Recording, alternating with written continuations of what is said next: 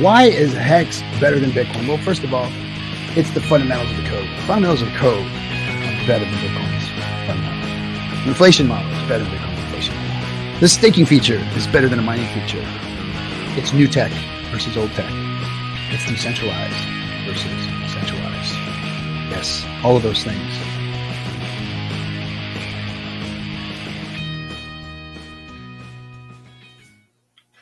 Well, ahoy, crypto pirates, hexicans, pulsicans, all the rest of you. Thanks for showing up. Appreciate your support. This is going to be a great stream. First of all, I'd like to, my new specs. Woo. Got a couple new pairs today. The other ones didn't go good on stream, so I'm going to hold off on those. They're my Sir RG3 or Mr. Trois, Mr. 3 glasses. So I'll wear those when I need to be distinguished. Oh, wait a second. Producer says the Chattin sign is not on. There we go. The Chattin sign's got to be on, right? All right. Well, hooking it up with new specs. Glad, because the other ones are just like, I've been wearing them for too long. Time to change up. So let's say hello real quick to everybody. Thanks for coming. Big shout out to Crypto Black Sheep for making this happen. Man, what a patient soul he is. So I guess I could tell everybody, right, Black Sheep, that what we've been doing. Can I? Where you at? You in there? Yeah. I don't know. He hasn't said anything in chat yet. I'll see if he gives me the okay.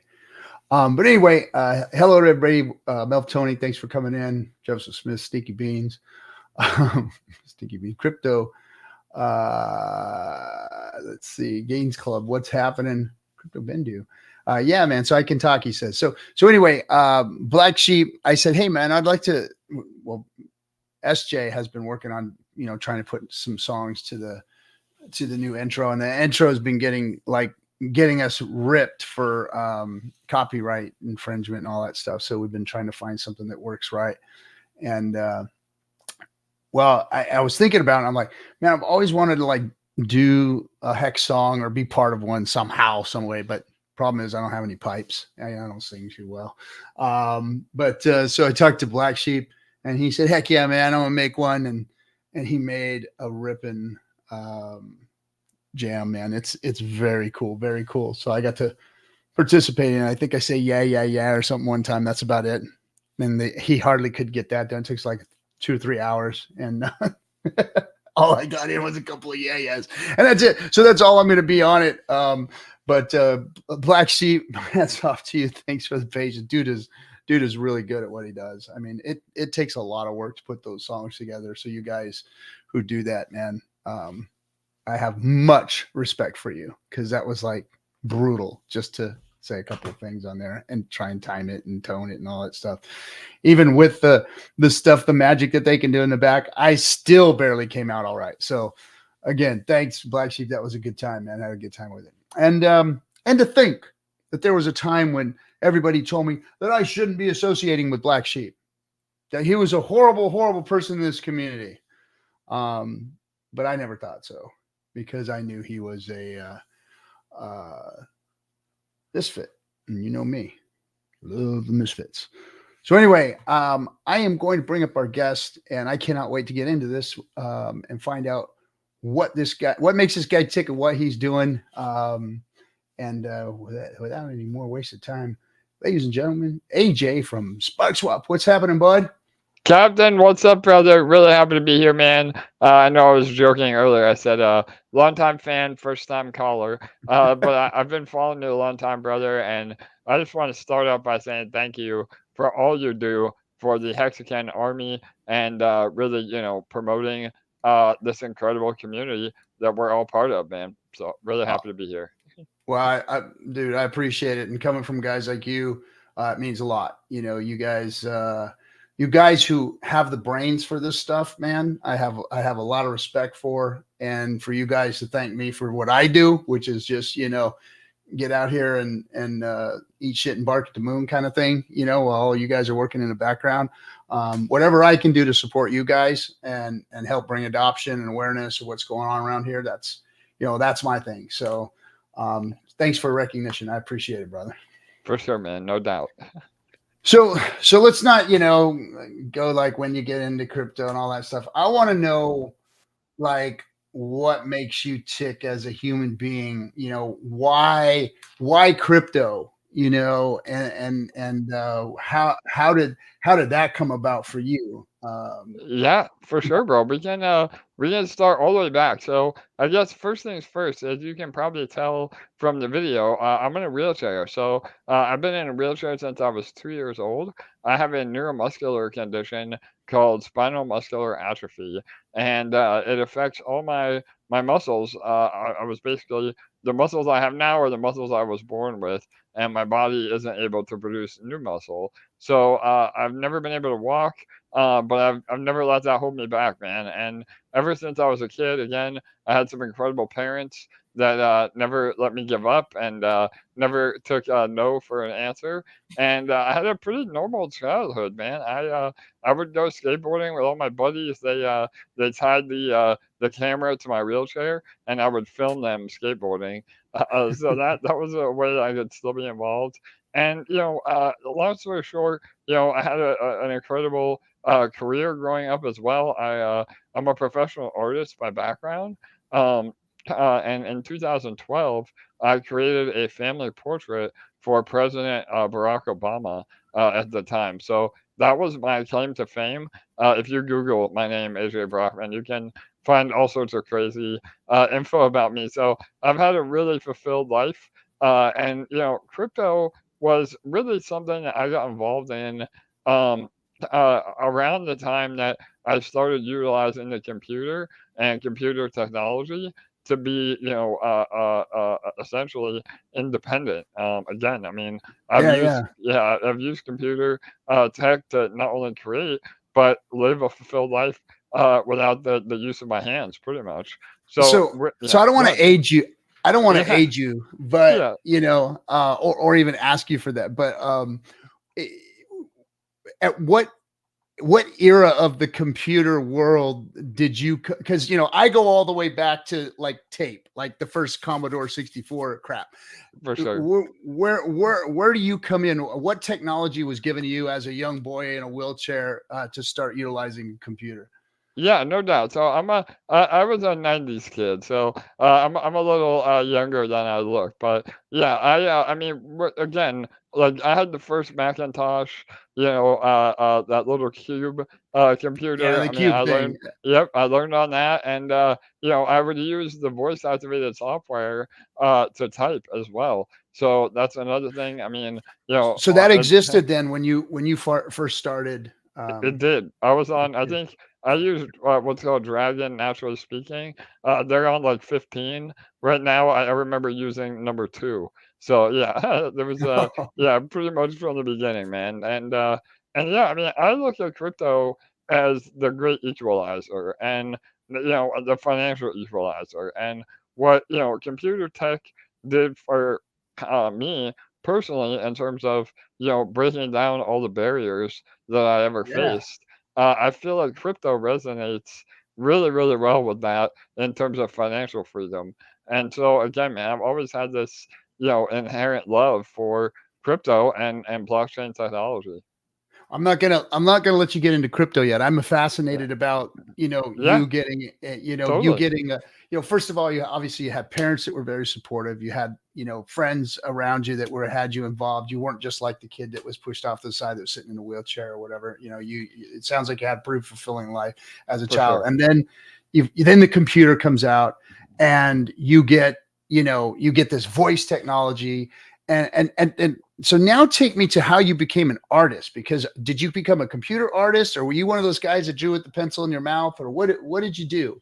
Yeah, brother. So again, I always was creative and artistic. So it started, like I said, editing skateboard videos. But even before then, I still had some movement in my hands. So just to give you a little perspective, my disease is progressive.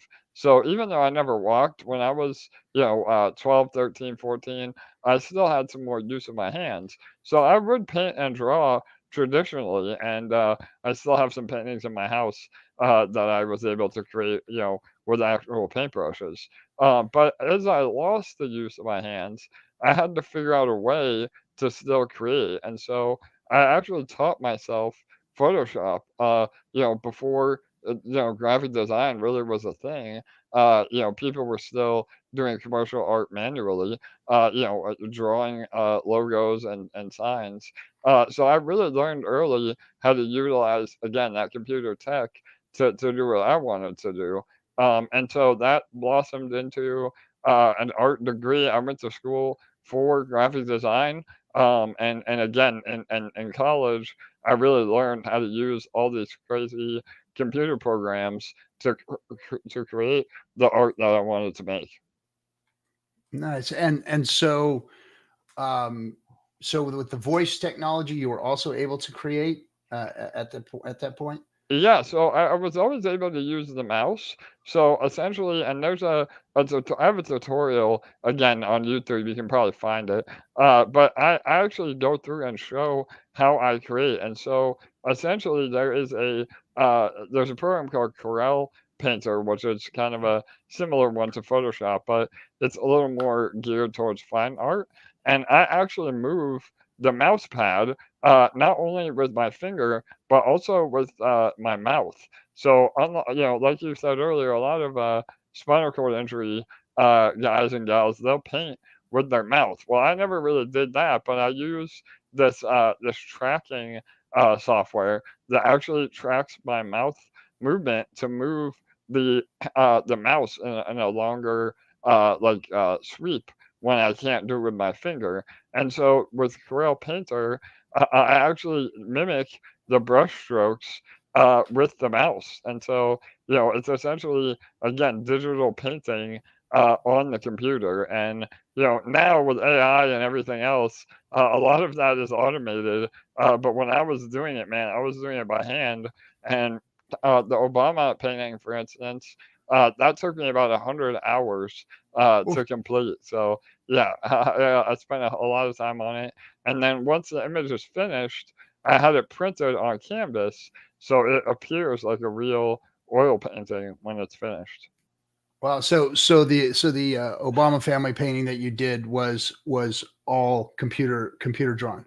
Yep, 100%. If you look at it, I use about 30 or 40 different reference images to get, their face right and get the proportions right. But all of it is 100% original composition. And I had a contact with a local congressman at the time. And I didn't even think that I would get it in front of Obama, but I sent it to him and it got in front of the right people. And then, he said, "Yeah, I want to meet you." And I met him on his re-election campaign in 2012, and then there's again, regardless of your political views, he was definitely a man of his word because he said he was going to take it home with him, an actual portrait, and the very next day, there's an image from the New York Times of my portrait being loaded onto Air Force One. So it's Oh pretty wow. amazing. Yeah, That's cool stuff, man. And like yeah, you said, no matter what people's political yeah, affiliations are, for sure. being part of history like that is that's freaking awesome, man. Well, Yeah, congrats on all of that, and you know, it's interesting to me, like what one person's attitude takes them to aspiring to doing. A lot of people, I know a lot of people that are fully able-bodied that they don't aspire to do anything, and here you are. yeah, I mean, we're not even we're just getting into your the beginning of this. We haven't gone on your crypto career and everything else that you've done, and you've already done some amazing things. That's 100%, brother. really Well, cool, and man. it's so funny that you say that because everybody says, "What's your secret?" Or how have you had such a fulfilled life with all your drawbacks? And you hit it on the head, Captain. It's the positive attitude, brother. Again, that is my superpower. Is that I never give up. I never have a bad day. I just try to always continue to build and grind, and that's what you got to do, man. That's that is inspiring, because right now I'm a little I'm not very inspired by some of the stuff I'm seeing, like, around the community right now. And For sure. and I'm not talking about our community. I'm talking about the crypto community in general. And it's the mindset of lack or failure or obstacles or um, uh, uh,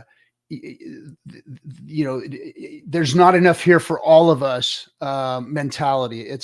It's like, no, there's a world of abundance out there, and we have to manifest it. There's trillions and trillions of dollars, and so many people out there that need crypto and DeFi, and, like you said, change the world's finance.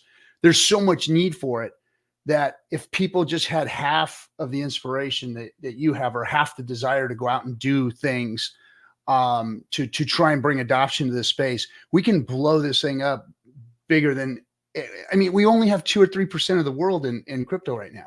Imagine if we had 10, 15, 20% of the world, how big all of our bags would be, how much abundance would be here for all of us, and I really wish people would kind of start thinking like you do. Like, hey, okay, so I've lost all function of my body from my neck down, and I still want to keep going. I still want to drive. I still want to do things. And there's a world of abundance out there for me still. I mean, that's your attitude right now? I mean, 100%, brother. No, I love it, man. And again, to give you a little pirate analogy, I like to say that the rising tide rises all ships.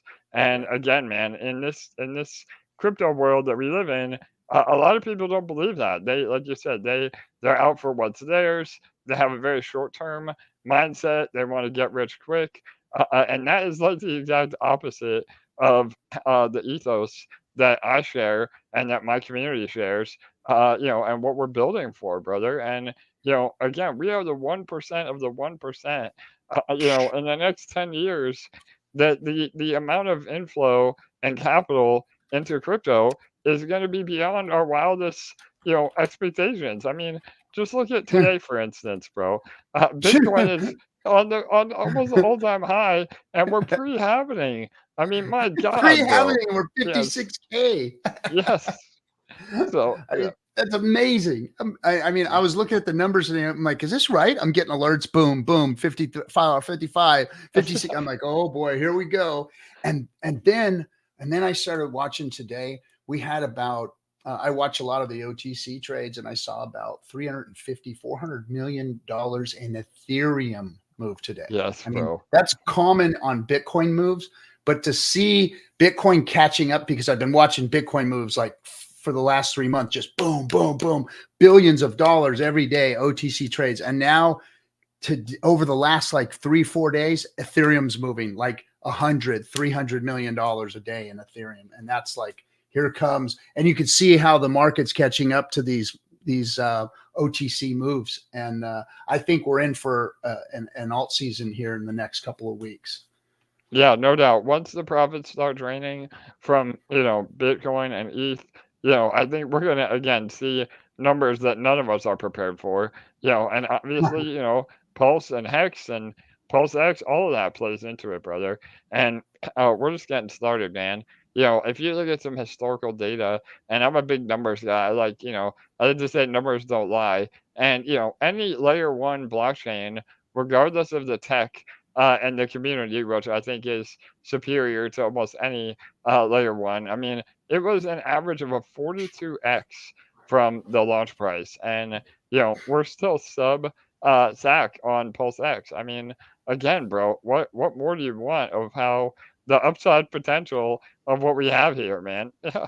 Yeah, and I think those of us who are in. Those of us who sacked and believed from the beginning are in. And with the SEC stuff going on, with the pre PulseChain PulseX reputation of Richard and him not being here, I think that a lot of those things are kind of weighing into the price action of the SAC coins. And For sure. once those walls break down, oh my goodness, because they're under. I mean, you're a numbers guy. You've looked at all this stuff, I'm sure, for a long time. It's these tokens are the most undervalued um, products that I've ever seen in crypto. I mean, it's like, wow, there's an L1 that works flawlessly. Every other L1 I've ever watched launch is like to the moon, exit X, X, X, X, X, X, X, X, X, whether it worked or not. Oh, it's down. Oh, it's scammed out. Oh no, it's back. Oh, and still boom, boom, boom, boom. And Pulse has been sitting here like, I'm doing my thing, but we're not going up in price. So it's like that kinetic energy that is being built up in the price action of Pulse is really, really freaking getting exciting. Yeah, 100%, man. Well, and again, I couldn't agree with you more. I think obviously the SEC brings a whole nother element of suppression. But Mhm. with Richard fighting for us now, and not even just for Pulse and Pulse Chain as a whole, but for crypto as a whole. I mean, Yeah. again, we saw this with Ripple. The SEC does all it can to try to come up with these bogus claims and try to prove things that aren't provable. And once there is a settlement or a ruling, then then it's like pouring gasoline on a fire. So and obviously I think Richard has a lot of tricks up his sleeve even to get us to that point. So yeah, man. And in the meantime, like you said, regardless of price, it goes back to that builder attitude where we're not even really focused on price, especially with our own protocols. We're focused on building amazing shit that is real product market fit for PulseChain and crypto as a whole. And if we can do that and we can deliver, which we have been, that's all that matters, man. And then again, the rest is gravy after that. So again, it's that builder mindset. So let's take it back again to your entry into crypto. For sure. So you're this kid doing all these things. You're getting into computers. It's giving you a life fulfillment. Blah blah blah. And when did you either get into the crypto space itself? See your first crypto white paper, or what was it that brought you in? Yeah, so again, I mean, obviously, I would love to have been saying I've been buying Bitcoin since I heard about it, but wouldn't we all like to say that? So, I mean, I was definitely familiar with Bitcoin. In college, I played a lot of online poker, and a lot of settlement was in crypto, but I thought crypto was just a form of currency, not necessarily a store of value. So I missed the boat on Bitcoin originally, but I was always keeping my eye on it. I actually built really successful businesses and careers even outside of crypto. So after the whole Obama, publicity I got from that, I built my own little empire here in South Florida. We ended up opening an art gallery that showcased not only my artwork but the artwork of a lot of other artists that couldn't afford to have a gallery on their own. So it was more like a co-op space. And with that, we were one of the first craft beer bars to offer craft beer in South Florida as well. So that really, blossomed into where we actually bought the entire plaza that the business was located in. So again, there's a bunch of other videos. Like I said, you have a field day googling my name, but we revitalized the old movie theater. We have one of the most successful Kickstarter campaigns for an independent movie theater. Turn that into a live music venue and really whole little artist community, both visual and performing arts in South Florida. And so, real estate, landlord, business owner. I mean, you name it, brother. I pretty much have done it all. And all the while though, I kept keeping my eye on crypto and going, man, for as hard as I work to build my little empire, crypto is just continuing to outperform, any sort of investment that I would have ever made. So that's kind of how it all started to click for me. And I really, transitioned into crypto full time about 10 years ago. So yeah, Okay. And so what was that looking like? Did you get in? yeah, Obviously, it was Bitcoin then because Ethereum wasn't around. yeah. So Yeah.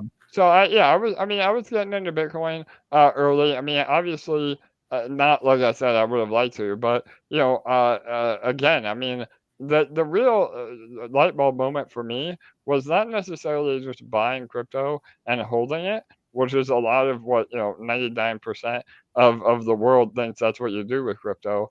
For me, it was getting into crypto that actually yielded, that actually produced yield. So again, I mean, I know you're one of the OG hexagons. Through that inflation of hex, you're actually able to earn yield. And a lot of the early projects I got involved with were projects that were yield producing assets. So one of those was actually a card game. Again, one of the OGs in the space called Splinterlands, and they're on the Hive blockchain. And that was one of the early cryptos I got involved in, and built a multi-million dollar portfolio just from that kind of getting things going. So, and then as Bitcoin kept going up, I kept buying. I was buying ETH at around $400. Again, kept DCAing into that, and just followed the trend. And really, and those that have been in crypto long enough realize this. As long as you're in crypto and you're not getting rugged or investing in shit projects, it's really hard not to lose. It's hard, yeah, it's hard not to lose. So it's about just being in for the ups and downs and hodling. yeah, not buying in on all the highs and the FOMO, and not Exactly. dumping and selling at all the lows, and running through a few cycles. It's Yeah, about 100%. Yeah, so getting through a few. and that's it. I mean, this will be my third cycle, and yeah, I mean, again, I mean, the first cycle you maybe you make 10 grand and you feel like you're the king of the world. The next cycle you turn that into a million plus, and then the third cycle, who knows what we're in for with this next one for sure. Exactly. So what, you started investigating. What made you start thinking about developing protocols and For sure. things on the blockchain? Was it Ethereum? Did you jump in Ethereum, start doing things with EVM, or was there other things going on that you were building on? Yeah, so again, that's a great question. And, again, I think I like to say everybody wants to be a project lead until they are one. So that's been a very funny, anecdote that's very true. And, it really just started because, obviously I can read and write code. I don't consider myself, a developer. There's a lot more talented developers than I am. But I do consider myself a builder, just like Richard Hart. I'm very into game theory and making things attractive, not only from a community aspect, but healthy economics that are more real yield based and not just purely inflationary. And all of those things I brought to my mindset. And honestly, RG, we the reason that I wanted to start building was because I thought I could do it better than a lot of these other clowns that were running projects out of their basement, and rugging people and scamming people out of their hard-earned money. And I thought, man, if I was able to bring all my real-world business knowledge, run crypto as a business, and do things the right way, we could really make some major headway. And we did, man. My first protocol was on BSE or BNB network.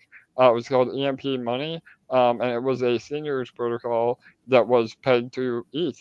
And again, in the last cycle, at one point we had a $15 million TVL in the protocol, and that obviously we were impacted by the bear market. But that was my first real project, and we've been building ever since, man. Yeah, somebody had a question about that a minute ago. Was talking about the EMP nodes or something like that. We don't have to Yeah, get into it, but yeah, I'll let you, maybe you can answer that question later. yeah. No, Uh, 100%. but So you start building protocols, and you said it was in BNB. Yeah, 100%. So we started on BNB, but the protocol was actually pegged to Ethereum. So not only did you get exposure to BNB, but you also got You exposure to ETH. Yeah, and That's cool. so it was a double whammy. And again, man, we had a ton of success in the beginning. Obviously, with the bear market and some of the economics within that protocol, we learned a lot too. And that's something I'm not afraid to say either. I think a lot of developers are too good for their own benefit, where they're not willing to accept, that they made a mistake or that they need to change their vision.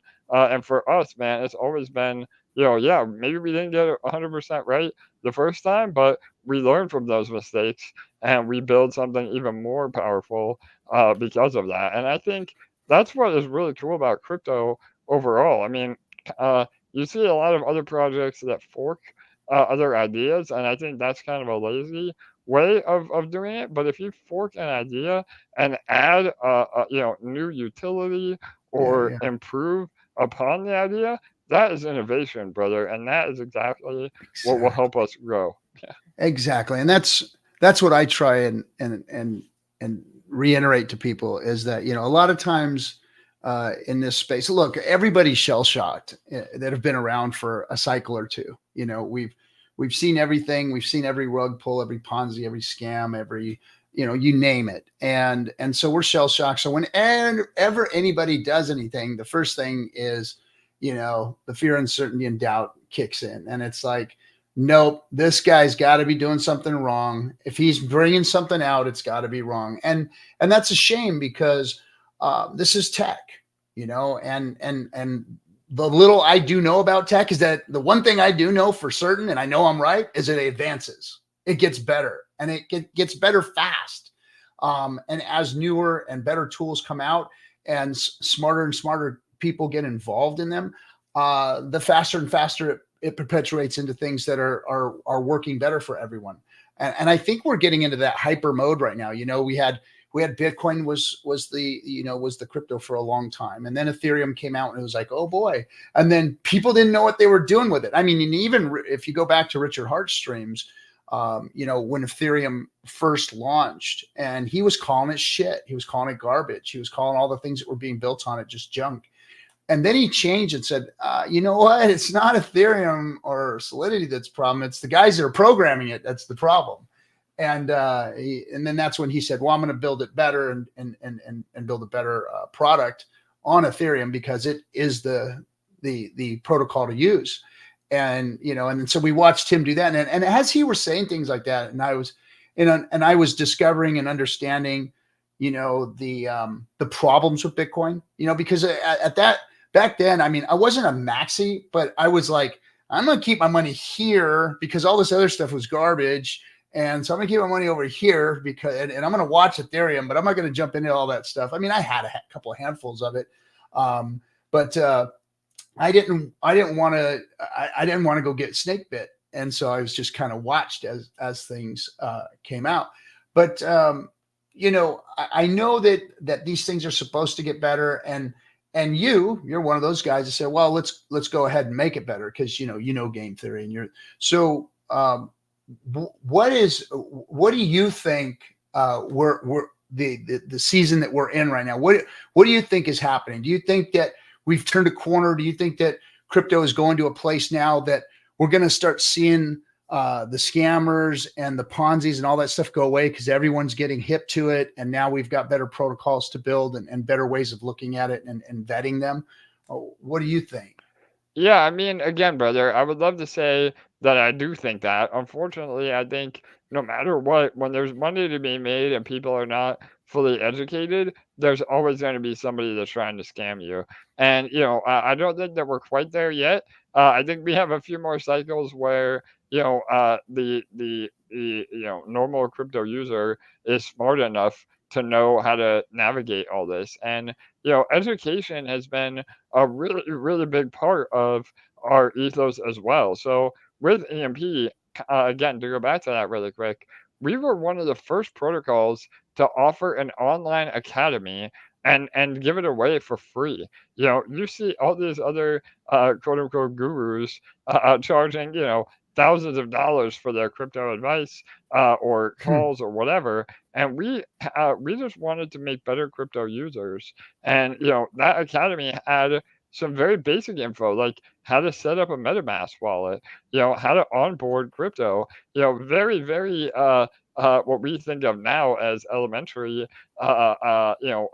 content, but it's so important because that is the foundation. And I think all of us have learned by the school of hard knocks by losing our money, because Hmm. once you get scammed once, you know not to do that again, and you again learn from your mistakes.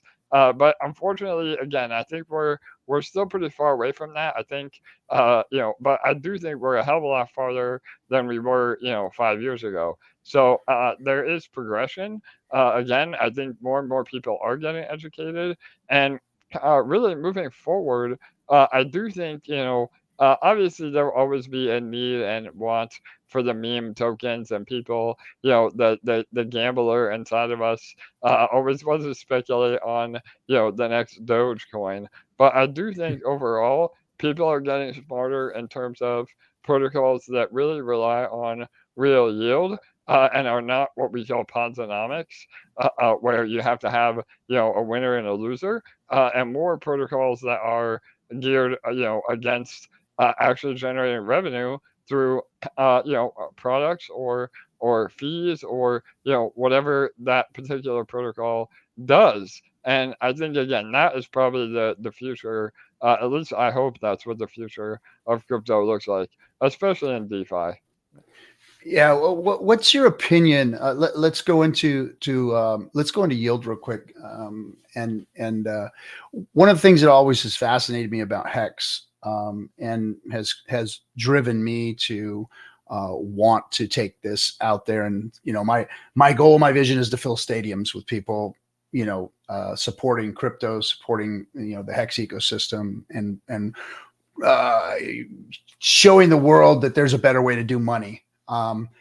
My opinion has always been that the thing that the world needs, that Hex brings, is uh, the inflation model. The inflation model of Hex is game changing as far as I'm concerned, because I look around the world, I look at all the other currencies, I look at all the other cryptos, I look at everything out there, and I don't see an inflation model like this anywhere.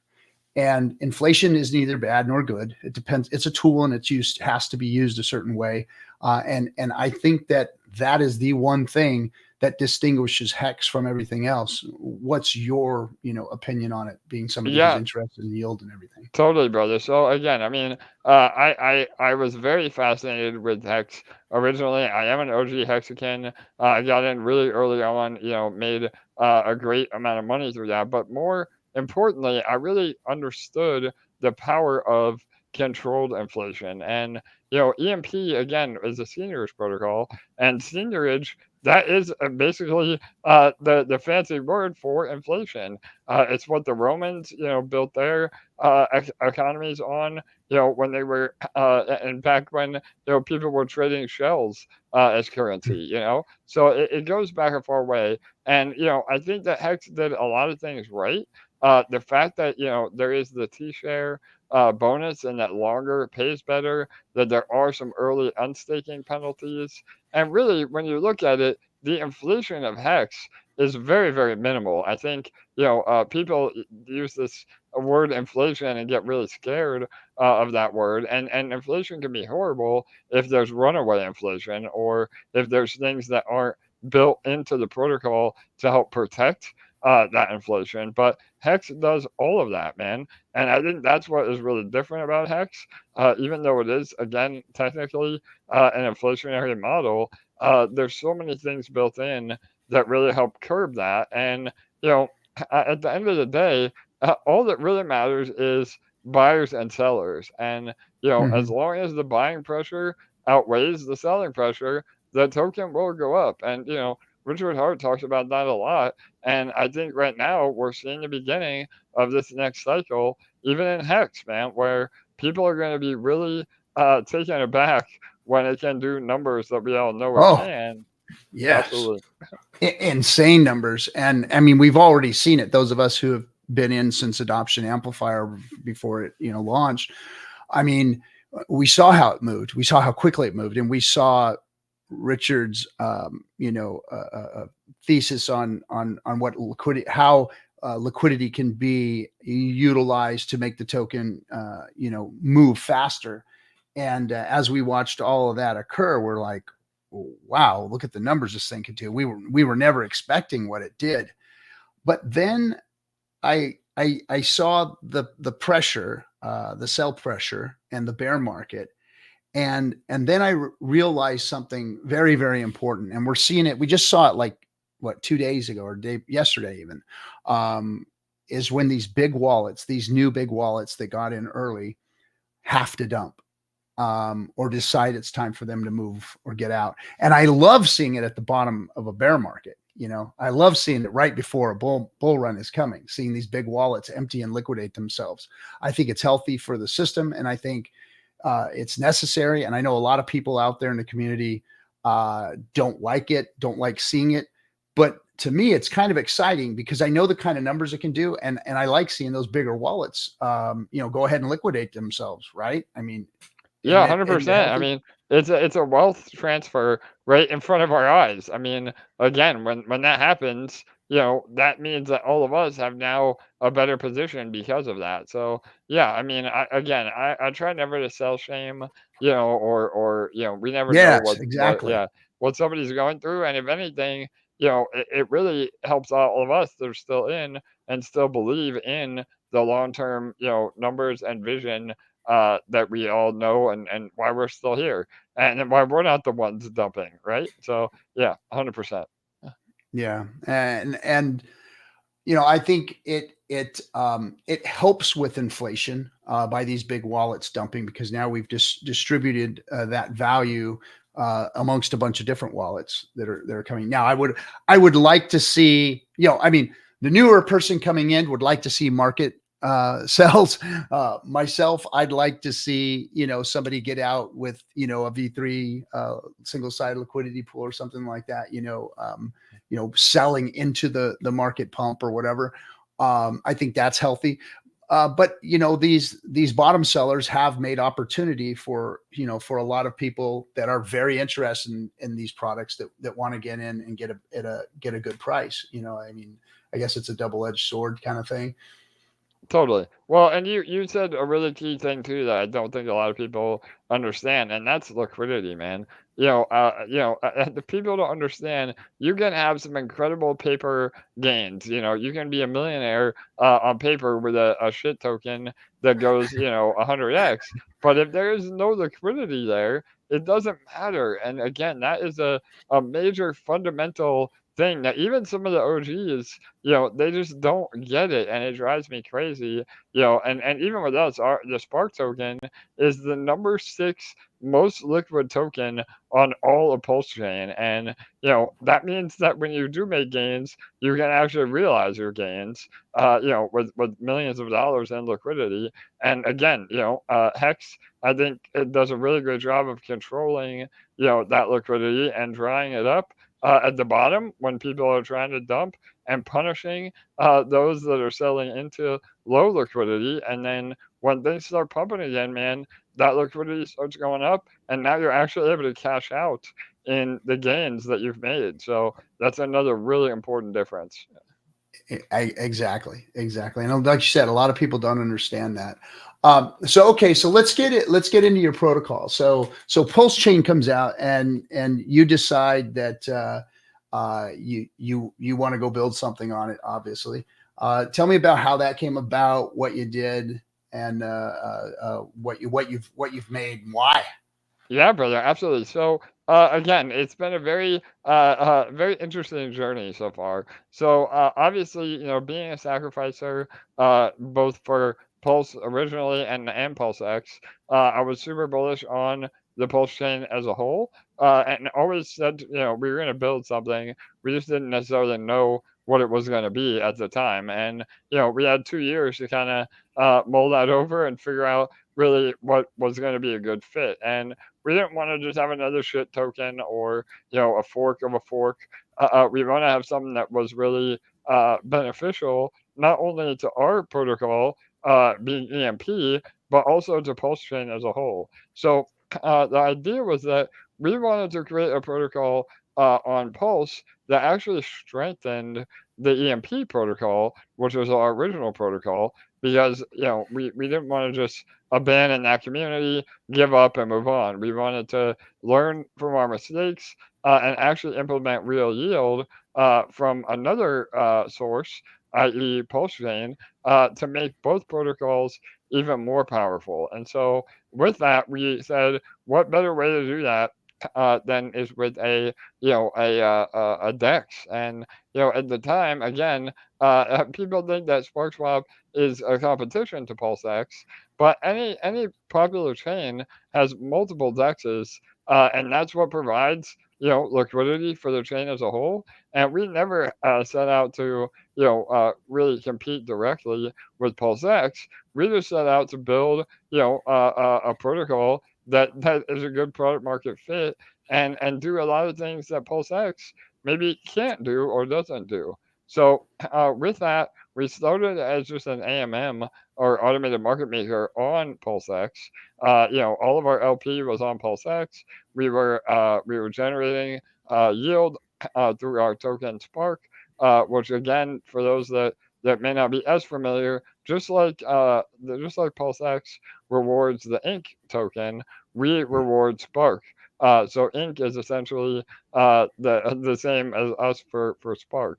And so with that, as we grew, I mean, within the first few months, we had so much adoption that we were able to, move up our build and roadmap to become our own DEX. And so about 3 or even now 4 months ago, we transitioned to be an actual DEX where we host our own LP. And yeah, I mean, we've been doing about $1 million a day in volume, and we're the number 2 to number 3 DEX on all the Pulse chain. Given the daily volume, it fluctuates a little bit, and we did all of that without ever doing a sacrifice or any VC funding. We had a fair launch, and we have built everything as a grassroots effort from the ground up, man.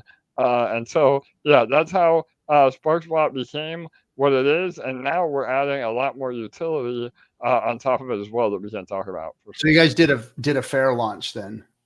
We did. No SAC or anything like that? Nope, no SAC, no nothing. We had a core group of VIP members through EMP they helped us seed a lot of our liquidity, but they bought on the market just like everybody else.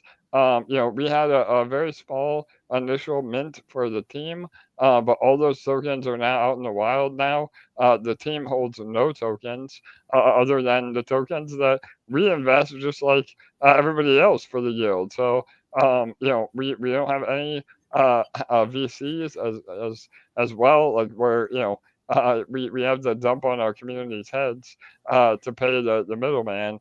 That never happens in any of our protocols. So yeah. Well, I'll admit one of the OGs, and I won't name that OG, male or female, came to me and said, "Hey man, you gotta, these guys, you made the Spark swap, you can put some liquidity in, and the yield is sick right now, and so I have a degen bag that I play with, and and use tools and see how they work and all this kind of stuff. Everything that's on PulseChain, I'm out there playing with it a little bit, For and sure. it was amazing. It was scary at first, I'll admit. I went in there and I'm like, what the heck is this Spark thing? And oh my gosh, another freaking, protocol with some funky name. What's going to happen here, and I knew nothing about you or anybody else behind the project. Only, one of the OGs that took a good look at it, said, no, you should check it out. And it's on PulseChain. It's providing liquidity, and let's go play with it. And we did. And it was sick. I mean, the freaking yields in the beginning were just absolutely insane, 100%. and yeah, so I So and so my degen bag, I've moved it around and all kinds of other things, just playing on PulseChain. And but yeah, I was impressed. I was impressed that you guys stuck around and you've been building and building, and now you're at 1 million plus. I think today it was 1.1 million today that you guys Yeah, in did. daily volume. Yeah, and we have over 7 million, 7.5 million TVL total, and that's only on about 7 pairs, which, PulseX and a lot of Mhm. the other guys has hundreds of pairs. So, Yeah. with that too, Captain, one thing that makes us really different is the way that we utilize our protocol fees. So, Uniswap and, PancakeSwap, all these giant dexes, they are getting rich, brother, and they don't share hardly any of their protocol fees with the community. And yes, they'll do buybacks on the Cake token, or Uniswap just announced they're going to start doing a little more fee or revenue share. But the vast majority of the protocol fees in Spark are actually given right back to the stakers, and we take a lot of inspiration from Hex, and we have a contract on SparkSwap called the Sparkler, and you can actually stake your Spark, just like you would stake your Hex, and by doing that, you earn part of the protocol fees,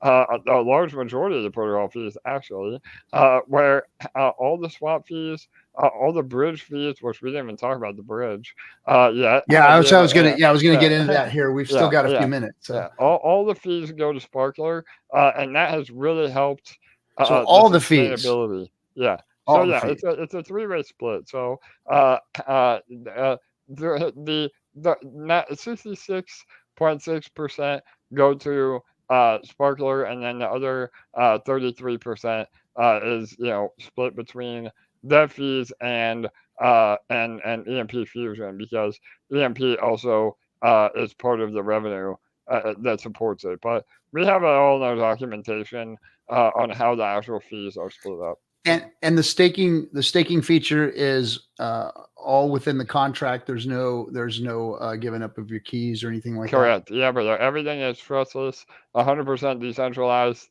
all done through a smart contract. You have, obviously, And once that's the once most you important thing right there. That's the most important thing in all of crypto is that, totally. if you're going to stake your stuff, it better be yours. You know what I Yeah, mean? 100%, brother. And we have, again, audit. We have an audit on it. We have everything that you would need. We're going after doing another audit now for the vaults and the bridge. So yeah, I mean, we built some amazing stuff, and one of those is a bridge. Let's talk about We're that.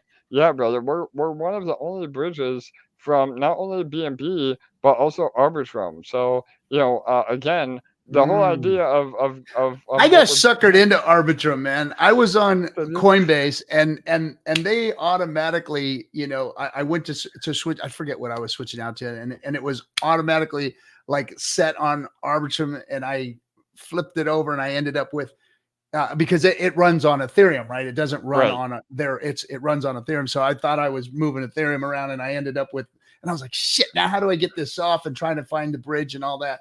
And I did it, but I don't like doing all that stuff. I don't play around with too many other cross chains and stuff.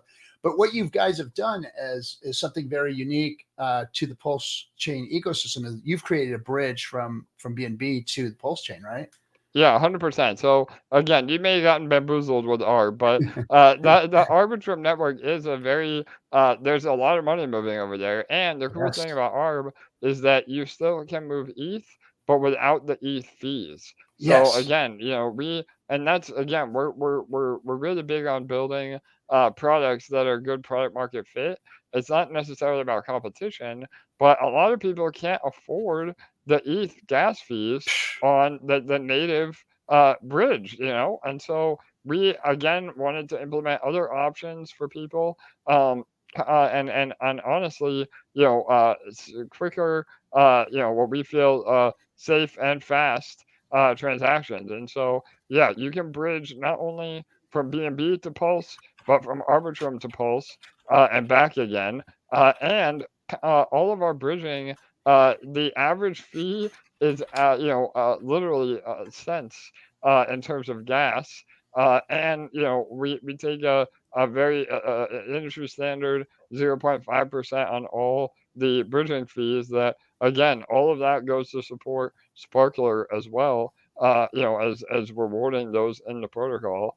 And the average transaction time on our bridge is about 2 minutes. So that's Wow. another really incredible perk. I've got Yeah, some for sure. I've got some wheat sitting on the bridge right now. Oh, look what we got here. Yeah, There it is. so So there's that's your my yeah, that's my mom, so shout out to mom. So but I have a wife and 2 kids. That was before I met my wife, but yeah, that's me, my mom, and Obama. There it is. So and that was the artist proof, that I had him sign that for me, and I have that in my house. But the original that was on canvas, was about the size of my whole body, and that's what was loaded onto Air Force One. right on. Cool, cool. Thanks, Yeah, SJ, for finding that. yeah. So now you've created a way for us to bring value from BNB to the Pulse chain here. Yes, brother. So Yeah, that's, I mean, that's here's what happens out there. The people see somebody like you creating something, and of course their first thoughts are, well, this guy's trying to scrape and steal value from the Pulse, the Hex ecosystem. But let's first of all say you're an entrepreneur. You worked with your own brain, hands, knowledge, power, all whatever your equity you put into your system, into your tools, and you created a tool that has actually made PulseChain better by actually being able to bridge from BNB to the PulseChain. I mean, totally, brother. that's Yeah, what I see yeah. that happened here. 100%. And again, I mean, the devs have to get paid. Obviously there's a fee involved, but it's not about extracting value. It's about providing value. And, based on the numbers that we've seen, there has been way more inflow to Pulse. So we're actually bringing capital from BNB into Pulse through our bridge, which again, that helps all of us, man. I want Pulse. I want Pulse X. I want Hex. I want Spark. I want all the tokens to succeed, brother. And that's really the mindset that we're using to build.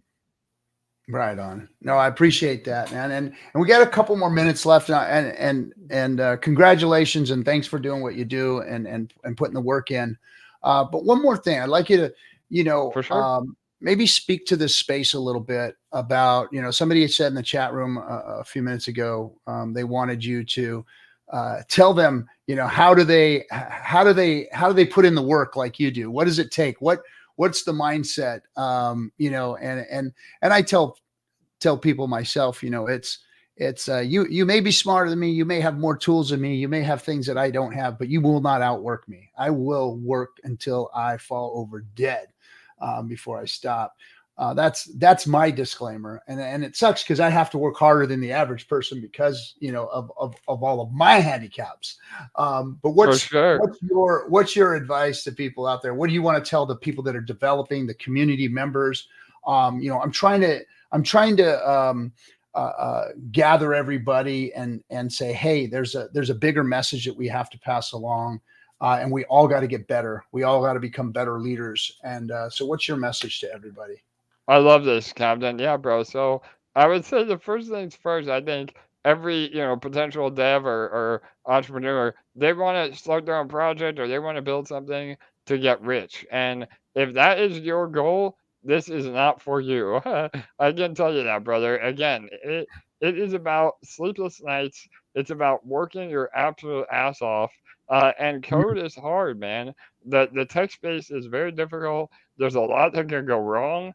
You have to test and retest, and you have to find other devs that can help you, bring your vision to life, but also that are trustworthy. And there's so many again hurdles or as you said, potential handicaps that you have to get through. That to have a successful project is a bit of a miracle, man. And we have never given up.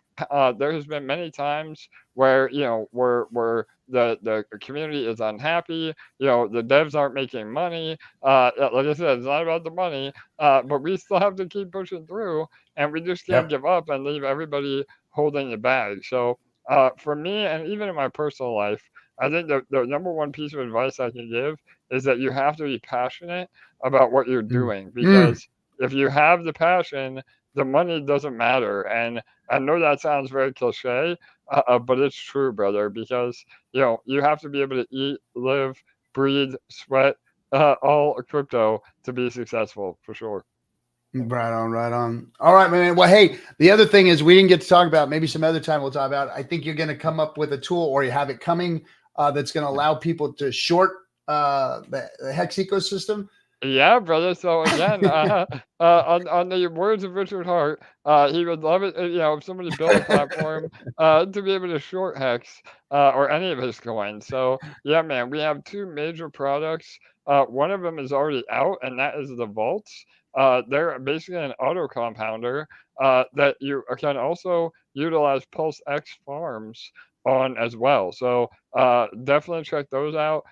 They're called vaults. They're on our website. Those are already live. And what they do is they auto compound all your rewards back into your pulse positions. And yeah, we're launching a perps leverage trading protocol, hopefully within the next few weeks. And again, those are that'll be for all the degens. So we'll have to So come for all back my on. for all my haters out there, for all of you who hate Richard with a passion and Hex, and you want to Yes, see it go to zero, you're going to have a chance to bet on that if you'd like. And I our love buddy it. AJ here is bringing it to you. So look for that. All of my friends, family, and loved ones, stay away from that thing. You don't want to have nothing to do with it. But there's going to Yes, be opportunity for everybody to do exactly what they want. So, hey, 100%, brother. Yeah. thanks, AJ. I appreciate you coming on, man. Hang out in the green room for a second, and we'll catch. I want to catch up with you. All right. All right, you got it, Captain. Really appreciate you, brother. Thank you for having me. It was an honor, and much love to you and the entire community. All right, bro. We'll see you, man. All right, everybody. Thanks for coming. We'll see you. Catch you on the next one.